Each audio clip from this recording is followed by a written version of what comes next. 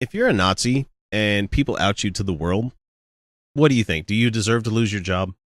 It's a very interesting question, one that I don't have all the answers for. I honestly think that if it's somebody that you work with that notices that you're there, they have all rights and purposes to go to the people that you work for and say this stuff out loud.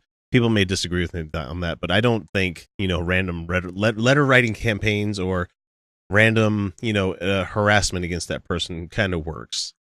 But anyway, Jared Kuhn was filmed last Friday and Saturday by a BBC documentary crew as he carried his torch at the University of Virginia campus, and he chanted Nazi slogans and marched with the KKK and the neo-Nazis the following day.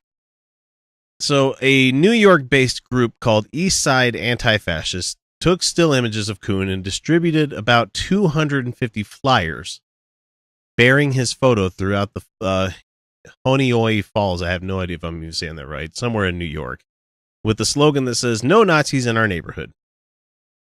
The flyers explain that Kuhn was a participant and prolific poster at the neo-Nazi website, The Daily Stormer, which, if you are doing stuff like that at The Daily Stormer, you're not doing it for lulz anymore. You're not doing this ironically.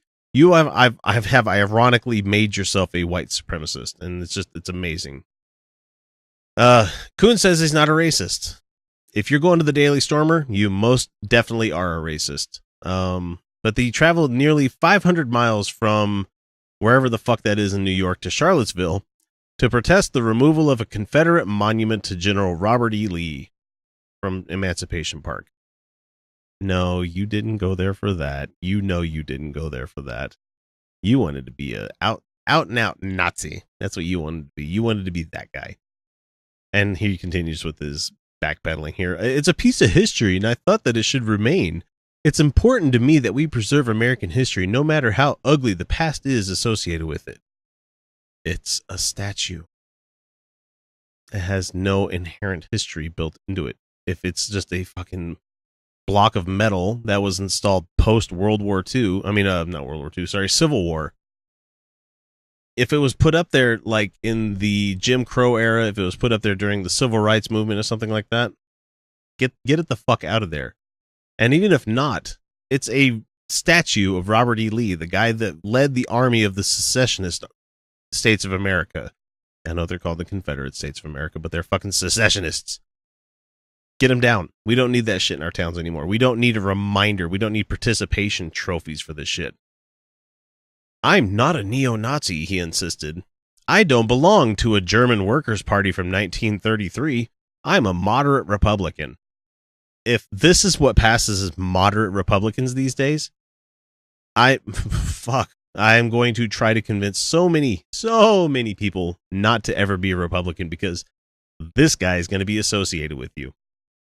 It says here that other white supremacist marchers from Saturday's deadly melee have made similar claims, like Washington State University Republicans President James Alsop, who said, "They have no proof that I'm a racist," when confronted of photos of himself at the white supremacist rally.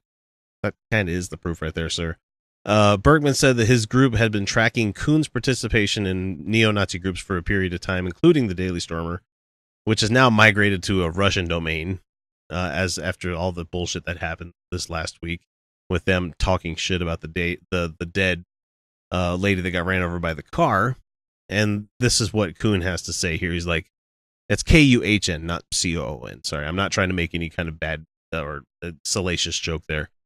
I can't live in this community anymore. I'm in the process of figuring out what I'm going to do.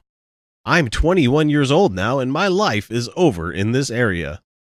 Nope. The guy that they were talking about earlier, Berkman, has a great comeback to this.